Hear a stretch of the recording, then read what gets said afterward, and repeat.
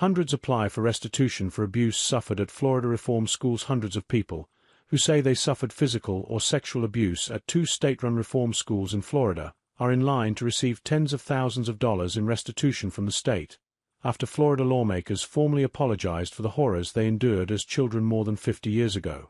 At its peak in the Jim Crow 1960s, 500 boys were housed at what is now known as the Dozier School for Boys, most of them for minor offenses such as petty theft, truancy, or running away from home. Orphaned and abandoned children were also sent to the school, which was open for more than a century. In recent years, hundreds of men have come forward to recount brutal beatings, sexual assaults, deaths and disappearances at the notorious school in the panhandle town of Marianna. Nearly 100 boys died between 1900 and 1973 at Dozier, some of them from gunshot wounds or blunt force trauma. Some of the boys' bodies were shipped back home. Others were buried in unmarked graves that researchers only recently uncovered.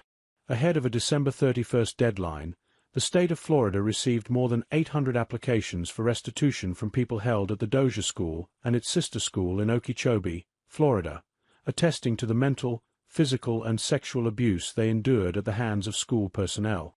Last year, state lawmakers allocated $20 million to be equally divided among the school's surviving victims. Bryant Middleton was among those who spoke publicly in 2017, when lawmakers formally acknowledged the abuse. Middleton recalled being beaten 6 times for infractions that included eating blackberries off a fence and mispronouncing a teacher's name after being sent to Dozier between 1959 and 1961.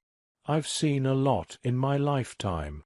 A lot of brutality, a lot of horror, a lot of death," said Middleton, who served more than 20 years in the Army, including combat in Vietnam. "I would rather be sent back into the jungles of Vietnam than to spend one single day at the Florida School for Boys." Allegations of abuse have hung over the Dozier School since soon after it opened in 1900, with reports of children being chained to the walls in irons. When then-Gov. Claude Kirk visited in 1968, he found the institution in disrepair with leaky ceilings, holes in walls, no heating for the winters, and buckets used as toilets. "If one of your kids were kept in such circumstances," Kirk said then, "you'd be up there with rifles." Florida officials closed Dozier in 2011, following state and federal investigations and news reports documenting the abuses. As the men who were victimized at the schools wait for restitution, their resilience is being honored in the new film Nickel Boys, which was adapted from Colson Whitehead's Pulitzer Prize-winning novel.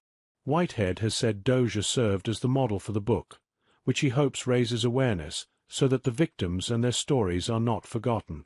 Kate Payne is a core member for the Associated Press/Report for America Statehouse News Initiative.